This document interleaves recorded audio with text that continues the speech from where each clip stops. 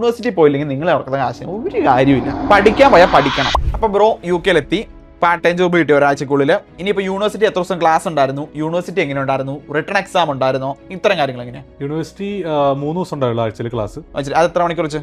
Like 2-3 hours each.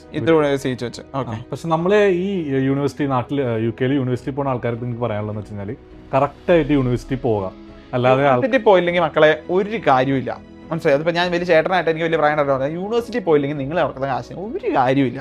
ശരിയല്ലേ? ശരിയാണ്. പഠിക്കാൻ പോയാൽ പഠിക്കണം. അല്ലാണ്ട് പാർട്ട് ടൈം ജോബിന് പോകണ്ടെന്ന് ഞാൻ പറയത്തില്ല. വീക്കെൻഡ് പാർട്ട് ടൈം ജോബ് പിടിക്കുക, വീക്ക് ഡേയ്സ് യൂണിവേഴ്സിറ്റി പോകാം. ഞാൻ ചെയ്തിട്ടുള്ള കാര്യം കേട്ടോ പറയാം. എനിക്ക് ഒന്നുകൂടി പറയാനുള്ളത്, പഠിക്കാൻ മാത്രമല്ല നമ്മൾ പ്രൊഫസേഴ്സൊക്കെ ആയിട്ട് നല്ലൊരു ബന്ധം ഉണ്ടാക്കിയെടുക്കാം. കാരണം പ്രൊഫസർ സഹായിച്ചുകൊണ്ട് മാത്രം പെയ്ഡ് ഇന്റേൺഷിപ്പ് കിട്ടിയിട്ടുള്ള ഒരാളാണ് ഞാൻ. അപ്പോൾ പെയ്ഡ് ഇന്റേൺഷിപ്പ് എല്ലാം അവൈലബിൾ ആണ് UK. അതെ, നമ്മൾ നാട് നീളെ അന്വേഷിച്ച് നടന്നിട്ട് ഒരു കാര്യമില്ല. നമ്മൾ നേരെ ഉള്ളെടുത്ത കരിയർ ഹബ്ബ് പോലുള്ള സംഭവങ്ങൾ നമ്മുടെ സ്റ്റുഡന്റ് 6ാമത്തെ മാസം എന്താ പറയുക ഇന്റേൺഷിപ്പ് കിട്ടിയ ആളുണ്ട്, 6ാമത്തെ മാസം പഠിക്കാൻ ചെന്ന ഇന്റേൺഷിപ്പ് കിട്ടിയ ആളുണ്ട്. നമ്മൾ യൂണിവേഴ്സിറ്റി ആയിട്ട് ഇന്ററാക്ട് ചെയ്താൽ നമുക്ക് അവിടെ നിന്ന് കാര്യം സാധിക്കും, മനസ്സിലായി? നമ്മൾക്ക് നമ്മുടെ മോട്ടിവേഷൻ ലെറ്റർ, CV, എല്ലാ യൂണിവേഴ്സിറ്റിയിലും കരിയർ ഹബ്ബ് ഉണ്ട്. അവിടെ ചെന്ന് കഴിഞ്ഞാൽ അവർ നിങ്ങളെ സപ്പോർട്ട് ചെയ്യും. നിങ്ങൾക്ക് അലോക്കേറ്റഡ് ഒരാളും ഉണ്ട് അവിടെ, അവർ നിങ്ങളെ ഉറപ്പായിട്ട് സപ്പോർട്ട് ചെയ്യും.